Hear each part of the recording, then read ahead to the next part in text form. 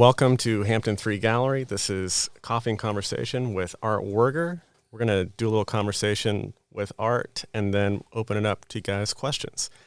Art, we've got kind of three series here. We got the swimmers, we have the drawings, and we have mezzotents. So do you want to kind of start with the swimmers and kind of talk about them in sequence, what you were thinking about? Yeah, the swimmers are an older series, about 20 years old. And I had been doing etching for 30 years at that point. Oh my gosh, how long have I been doing it? That's too many years. That doesn't add up. But I'd been working in etching for about 20 years at that point. And my work in etching was based in sort of the concept of etching being a hard line, straight line, and shading to create sort of city scenes, night scenes. I was a big fan of the New York etching 20th century. And so I had these preconceived ideas about what etching was. And when I got to the point of the series of the swimmers, I wanted to turn that all on its head. I wanted to make etchings that didn't look like etchings, that looked like lithographs or watercolors or pastels and had a different palette and weren't hard-edged and weren't straight-lined. I wanted something that felt very different. And that challenge really led a few different directions. Those works started out with figures, horizontal pieces with figures swimming through the water, and you'll see it. And I thought, well, this is all new. This is incredibly different. I've done anything like this. I've never seen anything like this. And I saw other artists who were doing similar things. It was new for me, but nothing's ever entirely new. But the part that startled me was when I saw some underwater paintings of figures. And they were so gorgeous that I was like, I cannot ever accomplish something like this. And then I looked at the name of the artist. It was Lorraine Shemish. She had been my drawing instructor at RISD years ago. And I didn't even know that she was doing those pieces. So was I subliminally or unconsciously ripping her off? I don't know, but it was very uncomfortable to be doing something so similar to your instructor. So then I switched to vertical pieces, working with the patterns on the bathing suit and light playing across that. I love interlocking systems. So the patterns of the bathing suit, the light play across that was the motivation for that series.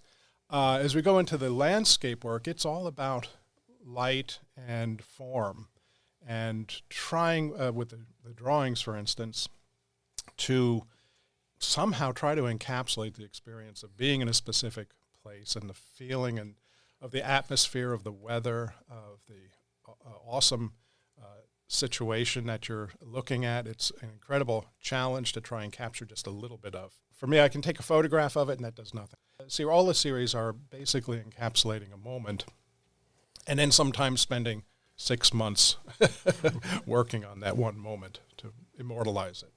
One of the things that I know you work from photographs sometimes, but there's something so unphotographic about the texture that you get from your prints.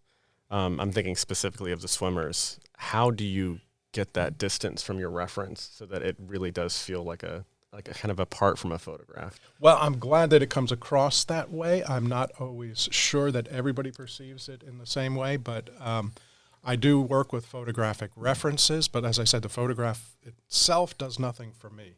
It's the process of internalizing, of drawing, of the mind, brain, hand-eye coordination, of rendering.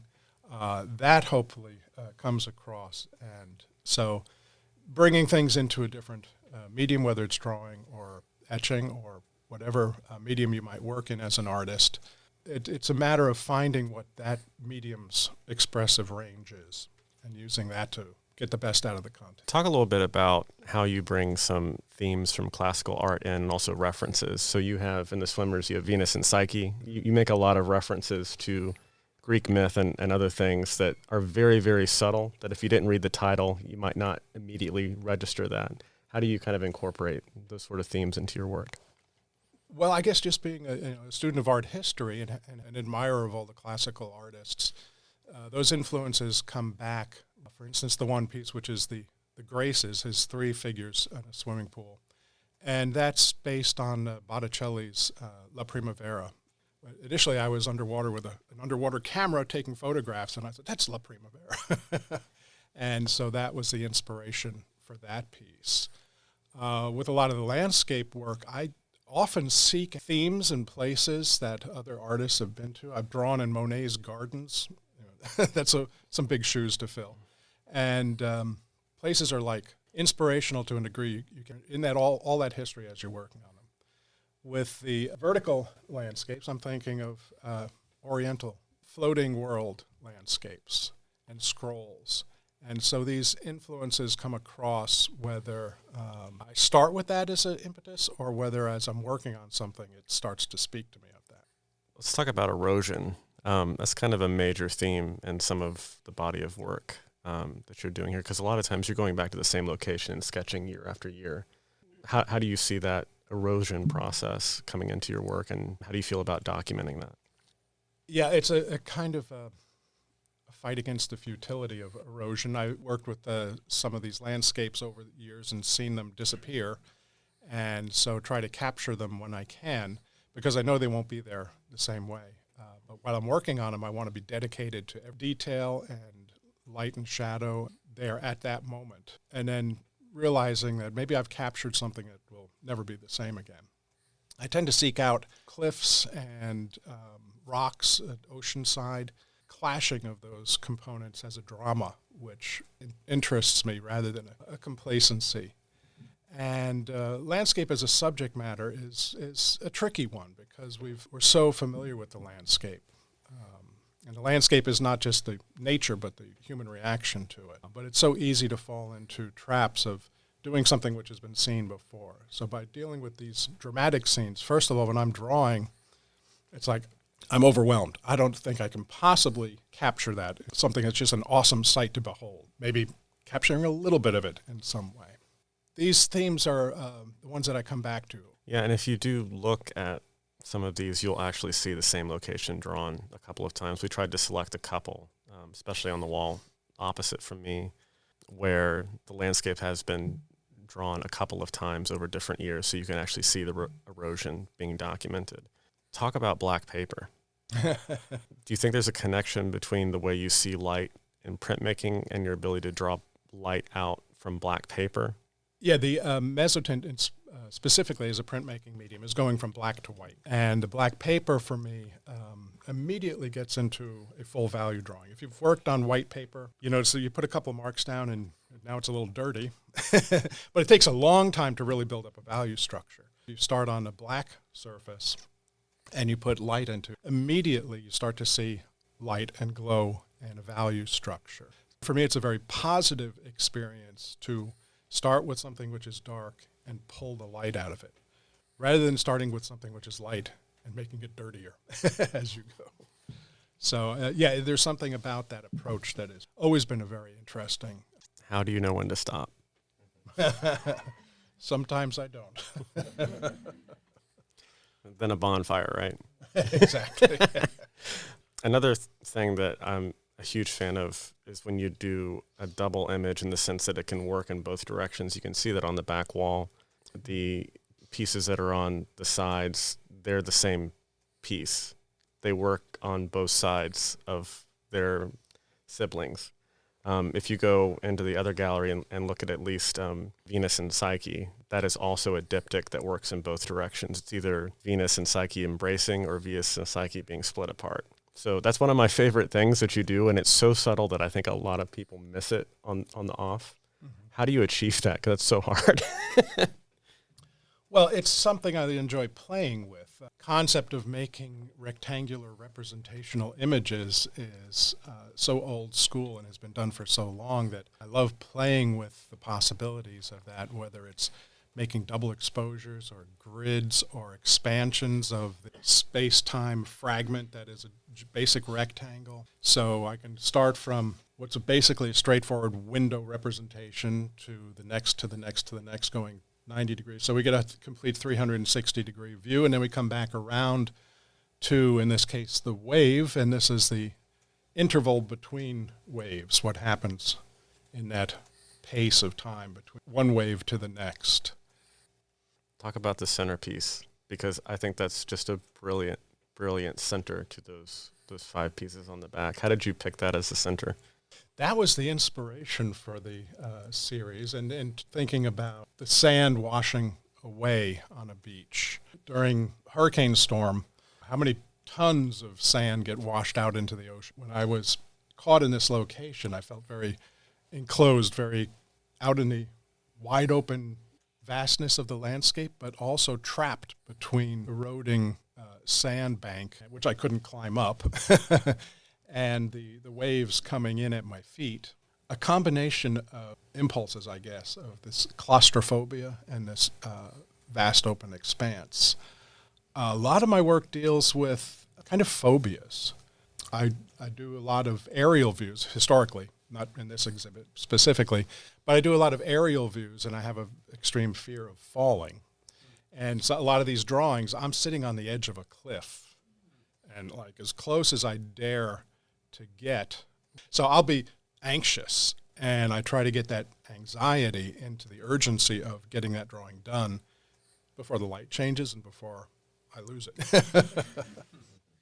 Likewise with the underwater scenes, for me, those have somewhat an element of a fear of drowning. These kind of phobic responses, I hope, are not a turnoff, but rather make us rethink the passive nature of representational window. And so I don't want the work to be passive. I want the work to be engaging on some level. I love on the swimmers how most of the heads are cut off, kind of like a classical statue that's in a museum that's missing its head or something like that. There's just something very classical about the way they're posed. And not having the head is just a little bit disconcerting. I don't know, it creates... And that allows to get into the abstraction of the distorted ripples on the surface. Yeah, it kind of draws your eyes to the pattern on the swimsuits and the ripples and the different patterns in the painting rather than coming straight at an object, which I think is just a brilliant way to compose it. How do you kind of approach that throughout all your work? Because I think you have such a good eye for pattern and texture, and that almost takes the centerpiece in a lot of these drawings and prints than, say, like an object. How do you approach that sort of texture? Well, talking about an object, I think a lot of contemporary realism is basically object-based. You look at it and there's an object, and it's usually centered. And so it's very direct, very powerful, but also for me, it's a kind of a closed system, and you get it too quickly. There's not enough layers of engagement, perhaps, I'm not going to dismiss everything, but a lot of contemporary work is like a window, like a mirror. And it might reflect your own belief system. It might reflect something you already know. It might just depict an object. It might be a face looking right back at you. So you look at the mirror, and there's a face looking back at you. Boom, boom, done. Got it. Okay.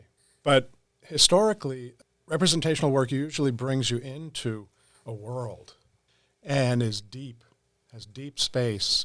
It's a window. And so by entering into that window, you're not just being told something you already know, but you're being invited on a journey.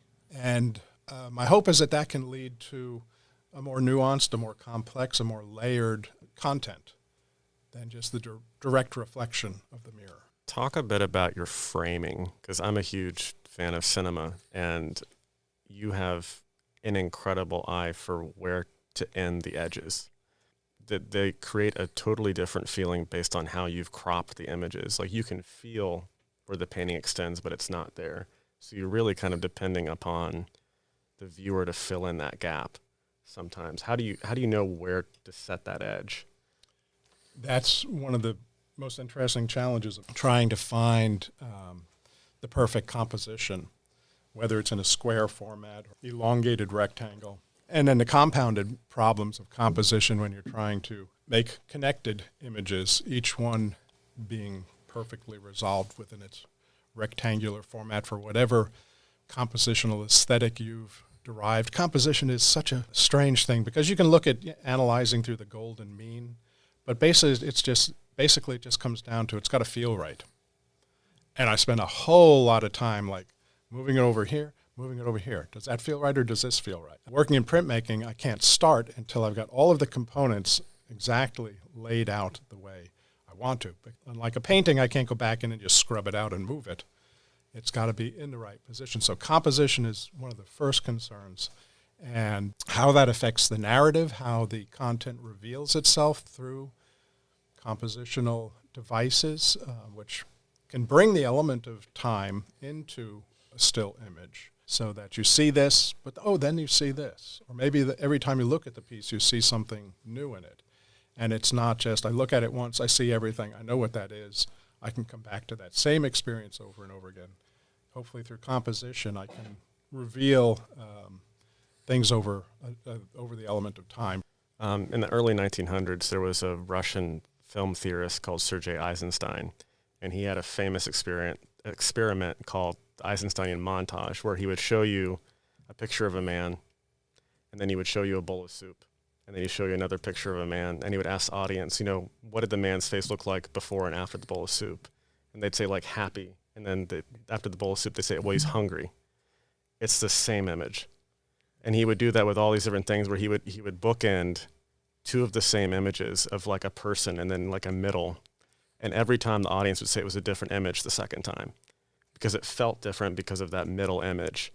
You do a lot of diptychs and triptychs and multiple painting pieces. And if you take that back wall, you have the same image twice, but it feels totally different on the left than it does on the right emotionally. Because of that intervening image. How do you approach that? Because that is one of the hardest things to control, and you do that on all of your diptychs, especially the Venus and Psyche. It feels totally different if you switch it, just based on the juxtaposition. So, I'm going to reveal the secret. Okay. Venus and Psyche are a mother and daughter, and they are reversible so that they can be facing each other, relating to each other, or going away from each other and defying each other. Every time I come into the gallery, they're in a different orientation. Sandy keeps putting them going towards each other, and Luke keeps reversing it so that they're going away from each other. And I don't know if Sandy knew that. You recognized it, okay. But yeah, talk a little bit more about do you think about that juxtaposition? Because you've done a lot of panels with multiple images and having to put them next to each other and creating that sort of narrative flow based on what image follows the next. Yeah, and I try to set up instances rather than dictate reading of them because, that man's face is different after the soup. Yeah. Referring to a body of work that isn't here, I doing hundreds and hundreds of mezzotints I've done over the years. I'll make a little image in a square, which to me is a day in a calendar. And then the next day I'll make another one, and another one, and another one. And then when I put them next to each other, they start to take on narrative meaning. Each one is a fragment of narrative and hopefully has some sort of something which gets us interested in the characters that are depicted or what they're in the action of doing. But then when I put them next to another one, they start to take on a life. I don't dictate what those meanings are, but lots of people will read different things into them. And then I can take credit for whatever they read into them, try to set up the instance, but not exactly tell what the story is. A lot of the artists that I work with, like you, that are at the top of their field, don't show off. You're hiding a lot of what you're doing where the average viewer is not going to see it, like your shapes or even your references to classical art. How do you find that balance to create such a superb image and not show off? The image is exactly as it should be when I feel like some artists have an impulse to show you what they did. And you just leave it as it is, and it's up for the viewer to come and find the shapes in the painting, find all the things that are in there. I think I don't want my persuasion too overt, if that makes sense within the context of your question. I think I'm thinking Leo Twiggs, an artist I've worked with quite a lot, has been told that his paintings whisper. In other words, they kind of draw you in and make you want to sit and think about them. Mm-hmm. They don't come and hit you over the head. And to be persuasive, I think sometimes you have to whisper and say it softly. And that, to me, is one of the marks that separates a great artist from a good artist, is not having to shout. Does that make any sense? That has been, I think, part of my creative philosophy, that I try to keep it subtle and hope that the intelligence of the viewer will bring something to the piece. But I think it was Andy Warhol who said the problem with subtlety is nobody notices. There you go. That's what I was going for. Yeah. And there's a lot of truth to that. Yeah. So sometimes when I make something which is more overt and direct, people do respond to it perhaps more directly.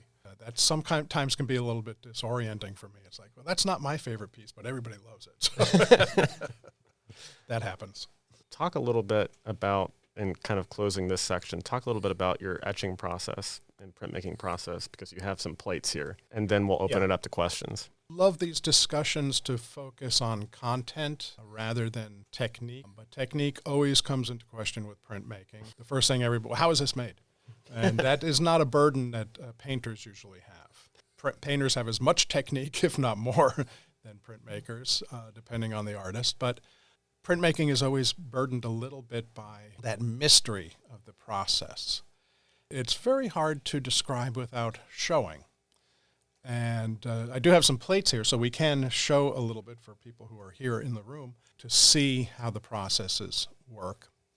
As far as the content of printmaking, what I love about printmaking is I can spend as much time as I need on an image without worrying about, I'm just making one thing for all of this time and engagement. So if I spend a year on something, at least I'll have an edition of and show them in different places, and it's not just, it's just this one thing, and if I sell it, that's it, So I love having the possibility of making the multiple, which allows me the freedom of spending as much time as it requires, and then of creating variables from that etching, specifically, which is my medium of choice. So I will print things in different formats. When I'm printing little mezzotints, I will print up to 81 on one page. And then I'll also print one on one page.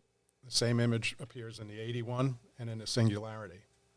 Those are two different editions which come out of the same plate. With the vertical pieces here, those originally were 24 by 36 plate. And I editioned them that way and then said, these work really nicely as verticals. And so that was a different resolve after the fact. Cut the plates down to size and made a new edition. I'm headed to East Carolina University from here, where I'll be printing an edition, and I brought along a couple of plates which have been cut down from an earlier edition. And I'll use those to show a little bit about the difference between the etching and mezzotint processes. Both are done on copper. Both are intaglio processes. For me, what I love about both of those processes is they're all about light and shadow. Wonderful, rich value.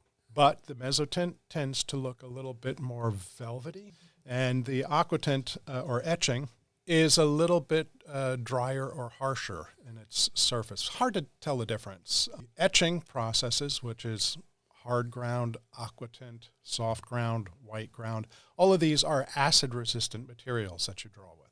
And the key there is that etching is done with acid. Mezzotint is done by hand. So I learned to do mezzotint when I had young kids around the house and was not working with the chemicals. And I just rough up the surface of a plate and then smooth it down. I could do that all at home without any chemical use. And so that's when I got into the mezzotint. Why don't we show the plates real quick, because I think that'll help with the questions. Yeah. So you guys just want to come up and look at them real quick, and then we'll go into questions after you guys get a chance to look at them. And let me comment that So this one being small, we can actually just pass it around. You can take a look at it and you can feel it. This is a mezzotint, which is a copper plate, which was rocked with a rocker, which has teeth. It's a blade with ridges, and you rock that back and forth across the plate hundreds and hundreds of times, hours of preparation at least for a small plate like this. And at a certain point, you don't see any more light reflecting off the surface of the copper. And that means it's coarse enough that it's going to hold a luxurious, rich black ink. And at that point, I'll transfer a line to it and then start scraping and burnishing to pull out an image. And this is one that I started as part of an earlier series and then abandoned. It's great because you can feel the surface. You can feel where that ink would be wiped off. So to print it, you push ink down into the grooves and then you wipe the surface clean. And that wipes the white or shiny areas. So even though this has just started, maybe an hour or two of work on it, you can already see the image. So if we want to pass that around, the rough surface is pulled up out of the copper plate, and that's what's going to print black with the mezzotint, the hand process. All right, now that we've looked at the plates, got an idea of kind of how they work and what they look like, are there any questions that you guys have for Art? And that kind of goes back to Luke's question about when do you know something's finished? And with the mezzotint that's being passed around right now, the plate that's being passed around, you look at it and you see basically what the image is going to look like. But if I were to print that, it would be very dark. And so you have to work it and rework it and rework it. And as you said, bring out the lights, and I really try to bring out the glow as much as possible. So that with a mezzotint plate, it is overworked on the plate, but by the time it starts to look good as a print, you have to overwork the plate to really bring out that value structure. Yeah, it's a delicate challenge, but I want to get as much of a full range of value as possible. And for a beginning mezzotint artist, you'll see it right away when you print it, and it's easy to say, that's good enough. And often I'll do the same. I'll say, that's good enough, and I'll come back to it days later and say, that's not good enough. It needs to be brought out more. It'll communicate better if it's overworked a little bit on the plate. You can. Copper is flexible, and it is possible to rework an etching plate or a mezzotint plate, but often you do so at the expense of the integrity of the surface, and it looks like a reworked area, or it doesn't have the same quality as the initial work, so it is a little bit tricky. There's all sorts of things you can do to both lighten and darken. Other questions? A project like that is usually about 9 months. Not on a daily basis. You know, if I'm working on something for 9 months, I will get to a certain point where I got to do something else for a while. I have other creative outlets. When I get tired of working, I'll play guitar for a little while. I used to juggle, creative outlet. But often I will switch gears, and I'll work on something like that very intensely for 9 months or a year. Then I'll work on something else very intensely. So for the last 6 months, it's been the drawings. When I come back into the studio, then I'll finish the drawing. I think the one just to the left of the vertical here is the only one which was completely done on site. Most of the rest, I'll come back to the studio and I'll work on the sky for a couple hours, just trying to even it out or pull out the glow a little bit more. And some of them I'll work for quite a while, hopefully not lose the qualities that I observed on site, and occasionally look back at the photograph to understand the form a little bit better, but rarely to look at the photograph for any clues about color, because when I'm at the site drawing, that's when I'm responding to the color. And when I look at a photograph, it's entirely different. It doesn't have color that I saw. Yeah, the question is about getting into the headspace to be creative, especially when you've got challenges of teaching and other responsibilities. And I've been retired for a couple of years now, so I have the luxury of just working in the studio. I still have distractions.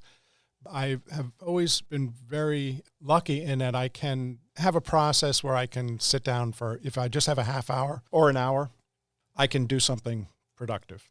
Throughout my teaching career, I tried to always get an hour at least of studio work in every day. And that was a tough challenge, but for my mental health, it was important. And, you know, sometimes I got nothing, I got no creative juices. I'm exhausted at the end of the day. But what I could always do in a situation like that is prepare a plate. I could rock a plate, and I could just put in a little bit of time and feel like I had accomplished some studio work.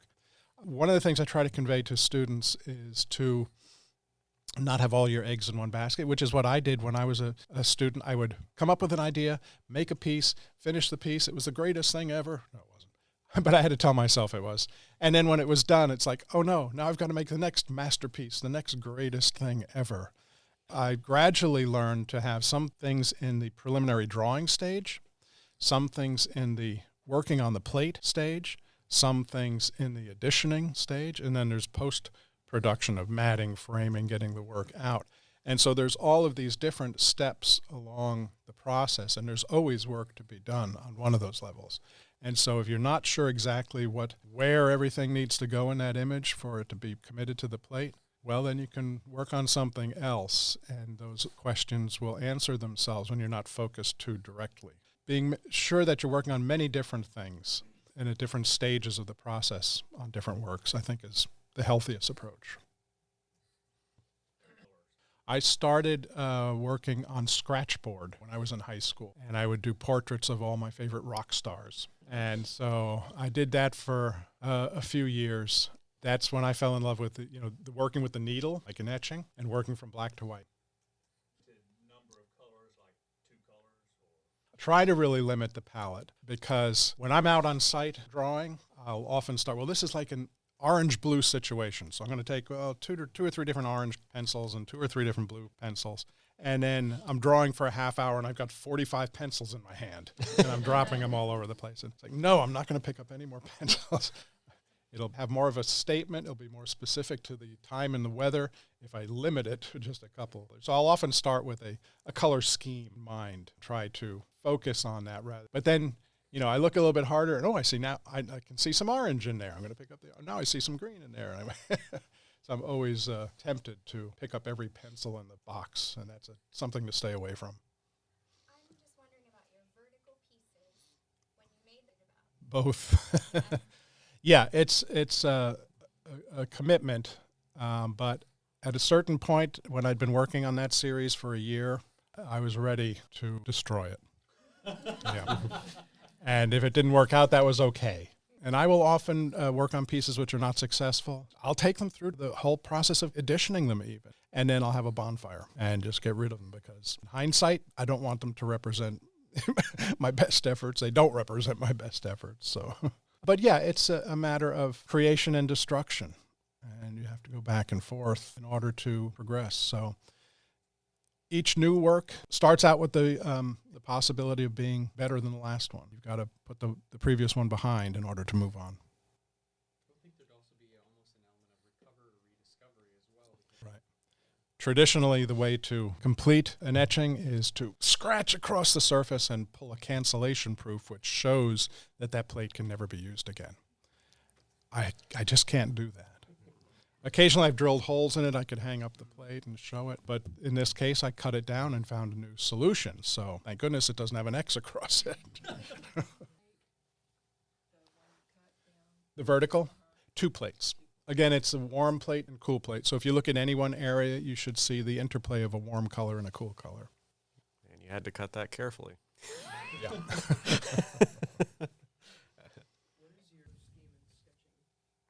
They usually start from sketches like the drawings, so that I have a pretty clear idea of where I want the different colors. In working with a 2-plate concept, you want to bring the most you can out of those 2 plates. So with 2 plates, I think of it as 4 possibilities. So let's call the first plate A and the second plate B.